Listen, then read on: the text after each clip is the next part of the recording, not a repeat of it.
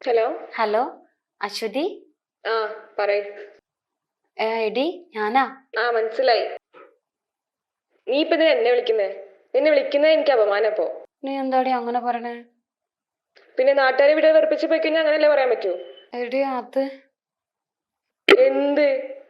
എടി ഞങ്ങക്ക് ഒന്നായിട്ട് ജീവിക്കാനേ പറ്റൂ. ഇനി ഞങ്ങൾ തമ്മിൽ അത്ര അടുത്ത് പോയി. ഇല്ല ഞാൻ എന്റെ ചേച്ചിനെ ചതിക്കണ പോലെയല്ലേ? അതേലോ, ചേച്ചിയുടെ ഭർത്താവായിട്ടാണല്ലോ പോവാ. എനിക്ക് കുറച്ച് നാണുണ്ടോ നിന്ന് പറയാൻ? ചേച്ചി നിന്നോട് എന്തെങ്കിലും പറഞ്ഞു? പറയാതെ പൊടിപ്പുല്ലേ. എടി നീ കൂടുതലൊന്നും പറയണ്ട. എനിക്ക് കുറച്ച് കാശ് അയച്ചു തരുമോ? ഞാൻ വേണ്ട നിന്നെ ഒരുപാട് സഹായിച്ചിട്ടല്ലേ. നീ എന്നെ കുറച്ച് ഒന്ന് ഇപ്പം സഹായിച്ചേ. എനിക്ക് കുറച്ച് കാശ് അയച്ചു തന്നെ. കാശില്ലെങ്കിൽ പോയി ചത്തോ, അതാ നല്ലത്. നീ ഒന്നും ജീവിച്ചിട്ട് ഒരു കാര്യമില്ല.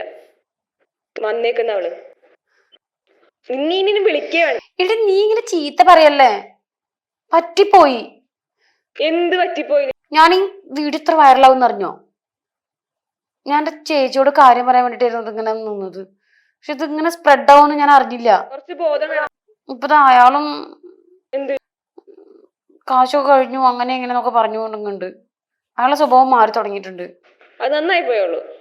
നീ അത് അർഹിക്കും. എടി നീ പോയി ചത്തോ, നിനക്കതാ നല്ലത്. പോയി ചാവ്.